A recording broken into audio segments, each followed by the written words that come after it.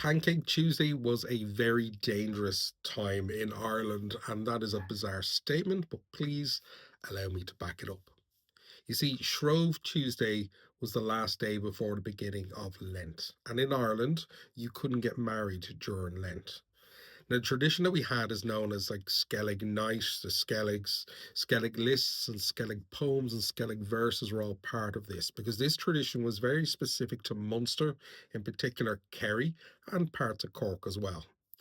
And because you couldn't get married during the Lenten season, there was an awful lot of shame associated with being single. It was seen that if you had gone, into the age where it was seen that you should be married, and if you weren't, you were a burden to your community. You weren't contributing to the traditional values of getting married and having children, and those kind of ridiculous kind of ideas. But the name for the Skellig and all that came from the idea that Skellig Michael, the island that a lot of people would know from the Star Wars movie, um, that ran on a slightly different calendar. Lent didn't actually start there until like a day later or so.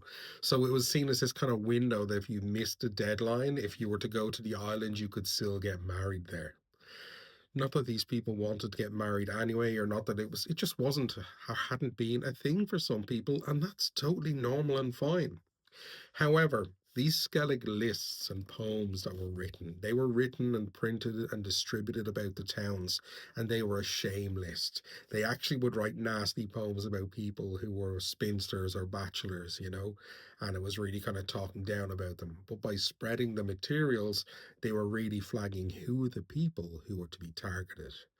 And by targeting them, that meant that they may be abducted from their homes. If they were out walking, there were literally teenagers who would leave their homes with lengths of rope and chain, and they would like abduct these people on the streets.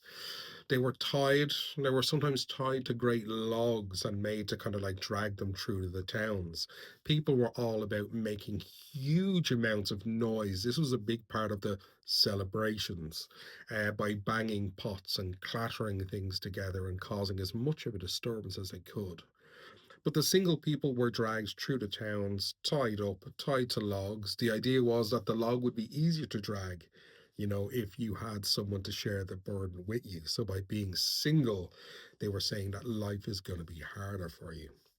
In some of the poems, you see kind of references to people being dragged down to the sea and put on boats to be sent over to the island, people being brought down to the sea or rivers and literally thrown in.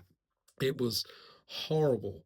It was shaming people. It was really causing, great harm to these people and traumatizing these people.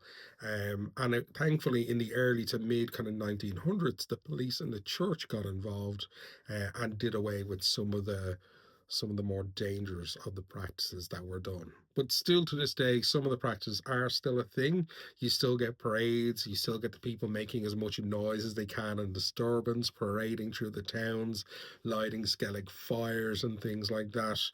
But thankfully, the shaming of people for not being in a traditional relationship has been done away with. Yeah. I saw a comment from someone earlier on today that said that New Orleans gets Mardi Gras and Ireland gets Pancake Tuesday. Well, given what we've experienced and traditions we had in the past of filling the streets with noise, but done in such a negative way, I would much rather stick to my pancakes any day of the week. The question is, what do you like on your pancakes?